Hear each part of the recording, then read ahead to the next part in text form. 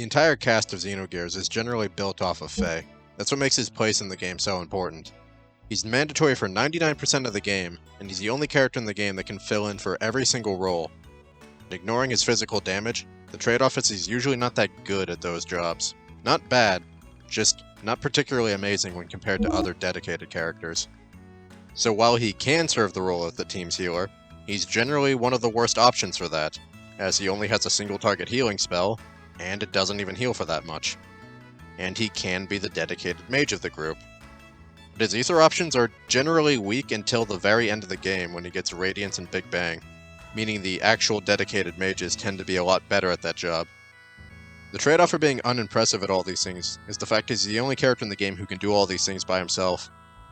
Faye's more akin to an Atlas RPG protagonist, where his job on the team is mainly filling in for the spots that no one else on the team is covering. As such, most of the changes in Perfect Works aren't there to make him a spectacular master of all trades, but to just make him a bit more flexible at filling that role. Perfect first example would be mage builds for Weltall. Weltall already falls off hard by the end of the first disc.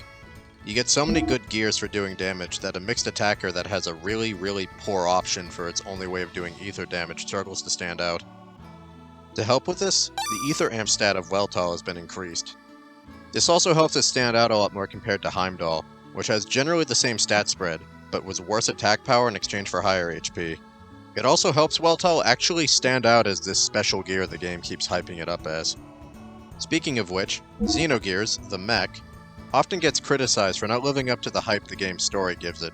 Granted, it is still the best gear by the end of the game. It's the only gear in the game you can spec to be immortal. And granted, a lot of those criticisms come from people who don't know that you can spec this thing to be immortal. But those criticisms mainly come from the fact that it loses most of Weltall 2's stopping power.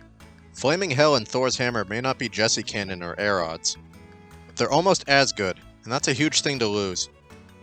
To help with this, Xenogears' non-special options no longer cost fuel. This will help it a lot more offensively, and to make it so it doesn't feel like its only job is to face tank damage.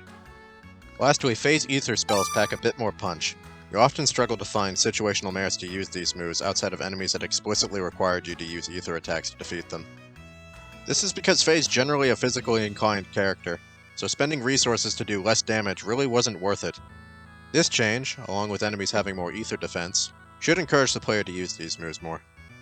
Again, the changes to Faye aren't to overtune him as much as to make him more flexible so he can keep up with other characters' changes.